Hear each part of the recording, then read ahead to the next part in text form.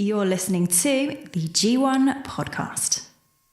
Hey, how's it going? Good morning and welcome back to the G1 podcast. This is the weekly vlog and this week in Korean history. I am GP, the showrunner here at the G1 podcast. Thank you so much for joining me. As always, we're looking back on my week first and then this week in Korean history and then a little bit of podcast updates for you at the end of this episode. I'll put the links on screen for the previous episodes of This Week in Korean History and the vlog. So if you want to check those out, if you're a history buff, definitely some fascinating stuff. I try to focus on the most interesting aspects of Korean history and bring them to you every single week. For me personally, let's see, this week, Monday was actually kind of rough. Monday and Tuesday, I got maybe like scolded a little bit by my boss at work.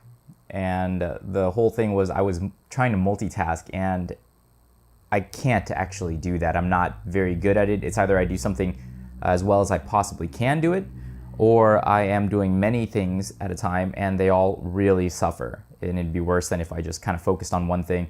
And that's what I was doing. I guess I was all scatterbrained. And she told me, why are you doing that right now? That's not what requires your focus. There's a recording happening on the other side of this studio pane here, and you need to be focusing on that. That's your job right now. And she was absolutely right. I apologized.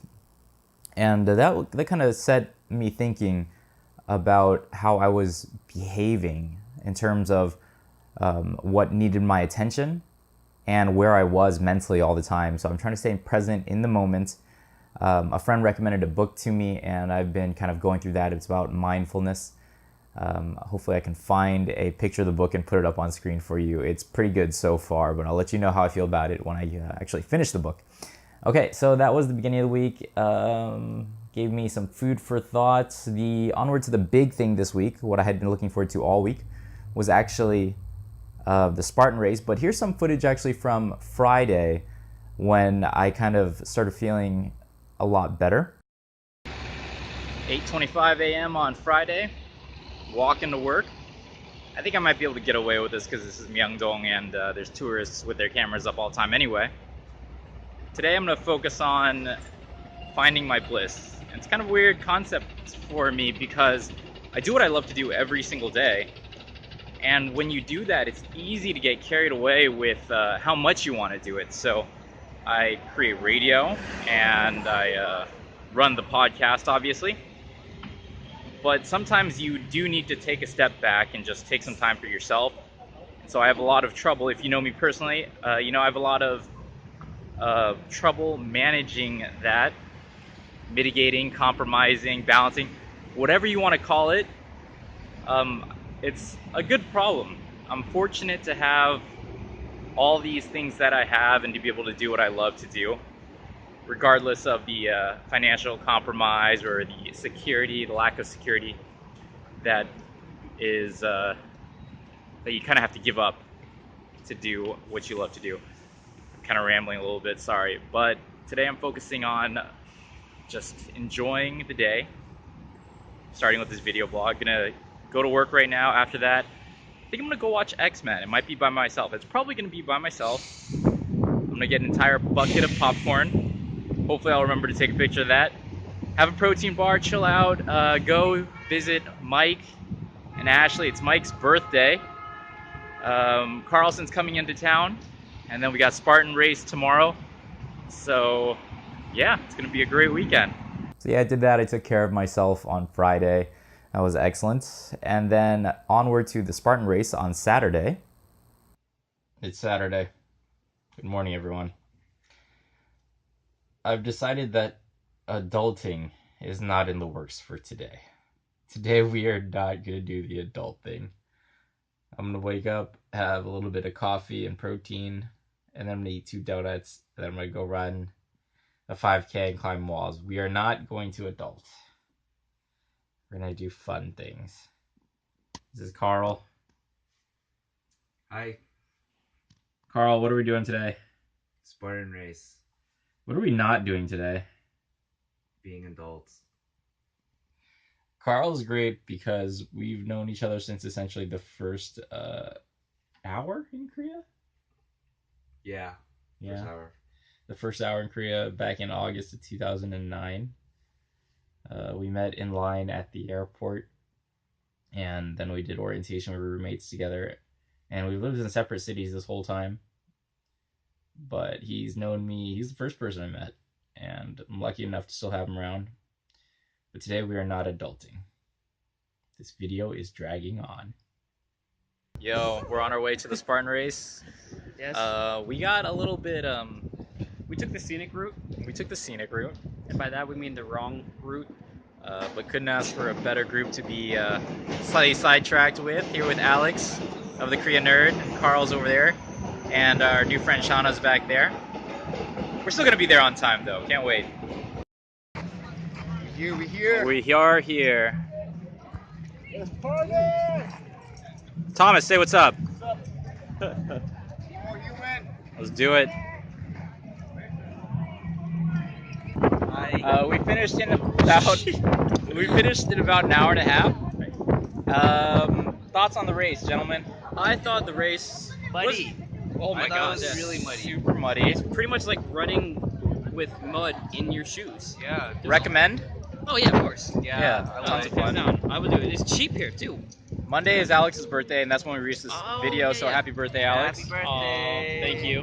And let's see. Oh, a lot of people that went here, freaking cheaters. What? Cheaters. A lot of people just cheated on a lot of the events, right? Probably instead of doing 30 burpees, he'll probably do 5 to 10 burpees. Yeah. Or they won't. Or they won't. Or they won't. That happened a few times. But there were 10 events, right? Roughly. There were a lot of events. It was fun. Some of it was dangerous. Yo, dude, some of them you almost like fall through. Like you could have fallen 30 feet. It could have been bad. Through, but it was worth it. Oh, yeah. But you just do it because it's fun, and recommend. Yeah, pretty much it. I think you got to do it. All right, Yeah, say bye, this everyone. year. Bye-bye. Bye, everyone. Too bad there's no, like, I don't have a GoPro anymore, so I didn't capture any footage from the actual obstacle course itself.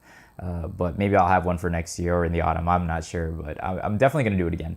Anyway, onwards to this week in Korean history, shall we? Let's see. Doing this off of my computer today because we're indoors. Let's begin with the internet phenomena of Gangnam Style, something that has really put Korea on the map worldwide. If you've been following Korean music at all, there's some context here actually. Huge superstars like BoA, Rain, Girls' Generation, they've tried to stage these crossovers where they've appeared on like talk shows and things like that. Huge flops. But Psy just kind of did it with Gangnam Style. The story's been told, we know that. But actually this week in, actually today's date, which is May 30th, 2014, the video reached 2 billion views on YouTube, making it the first video ever to reach that height. And as of right now, it still holds the record for the most aggregate views on YouTube with over 2,581,000,000. That's absolutely absurd. Okay, it's been about 4 years actually, almost 4 years since the release of Gangnam Style. On tomorrow's date, Korea became the destination of choice for football. And when I mean football, I mean the soccer one if you're an American. For football fans around the world, when it co-hosted the FIFA World Cup with Japan, actually.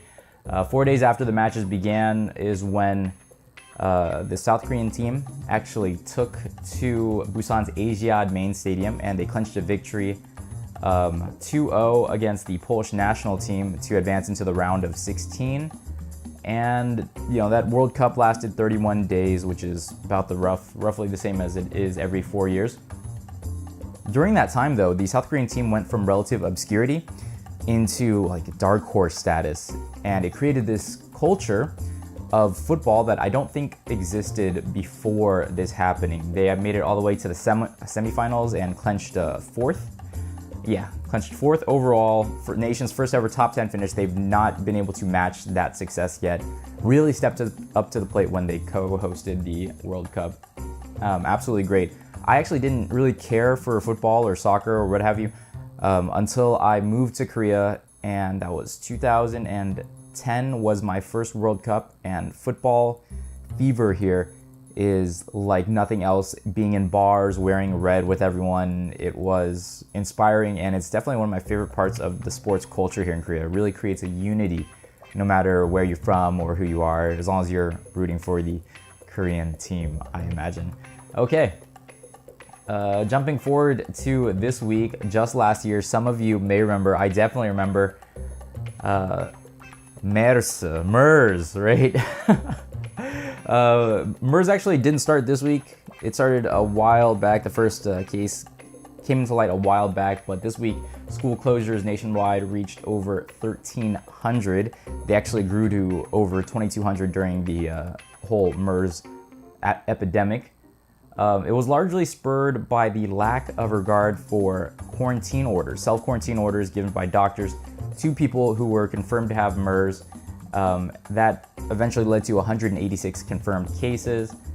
These repercussions, though, are extremely interesting. I remember the government was worried about spending because over the course of the month or so, by mid-month June, 100,000 tourist visits to Korea had been canceled, and that caused the central bank to adjust the interest rate, cutting it down 0.25%, so 0.25%, to boost spending to offset those economic damages from tourism, right? It really goes to show you how much Korea actually relies on tourism. Quite interesting. Aforementioned school closures up to 2,200. You might recall all the buses for a number of months had hand sanitizers. I kind of wish that was still there. I went to Ultra Korea last year. Don't plan on going to it this year, but I remember counting 6 stations in which I had to get my hands sanitized. And it got to the point where my skin was almost cracking from the hand sanitizer. And they were so close in between. It was literally sanitizing your hand and then walking a distance of maybe 100 meters and then getting your hands sanitized again by some staffer who would actually, make you do it. And at that point, I was just like, I put my hand out, received the hand sanitizer, and just let it fall to the ground. I did not catch MERS.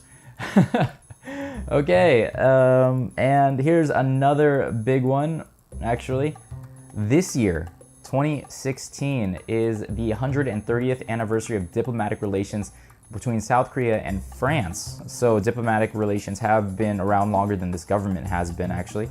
The first French came over in the mid 1800s, and they were mostly missionaries. It created some violence, actually, because they brought foreign beliefs into Korea.